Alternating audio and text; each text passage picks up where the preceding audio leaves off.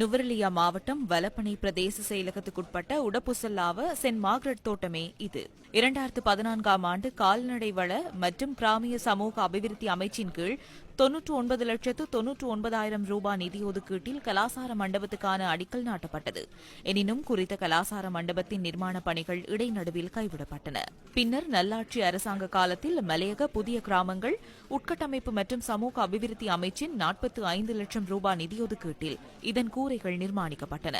எனினும் உடப்புசல்லாவ send Margaret தோட்டத்தில் கலாசார மண்டபத்தின் நிர்மாணப் பணிகள் இதுவரை பூர்த்தி செய்யப்படவில்லை.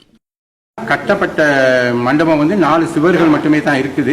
எந்த விதமான இதுவுமே இல்லை. திரும்ப ஆட்சி மாற்றம் ஏற்பட்ட பிறகு 35 லட்சம் நிதி ஒதுக்கீட்டின் பிறகு கூரை அடிக்கப்பட்டுள்ளது. அடிக்கப்பட்டு எந்த விதமான பிரயோசனம் இல்லாமல் இந்த பாலடைந்த மண்டபமாக தான் இது காட்சி அளித்துக் கொண்டிருக்கிறது. இந்த மண்டபம் இப்போ ஒரு 10 வருஷ காலமா சும்மாவே தான் இருக்கு. மற்றபடி மறு அந்த குடிக்கையும் சும்மாவே கிடக்குது. இதை புனரமைச்சு தருமாறு தாழ்மையுடன் கேட்டுக்கொள்கிறோம். 10 வருடங்களுக்கு மேலாக முழுமை பெறாமல் உள்ள இந்த கலாசார மண்டபத்தை பூரணப்படுத்தி மக்கள் பாவனைக்கு கையளிக்க வேண்டும் என்பதே உடப்புசல்லாவ சென்ட் மார்கரெட் தோட்ட மக்களின் கோரிக்கையாகும்.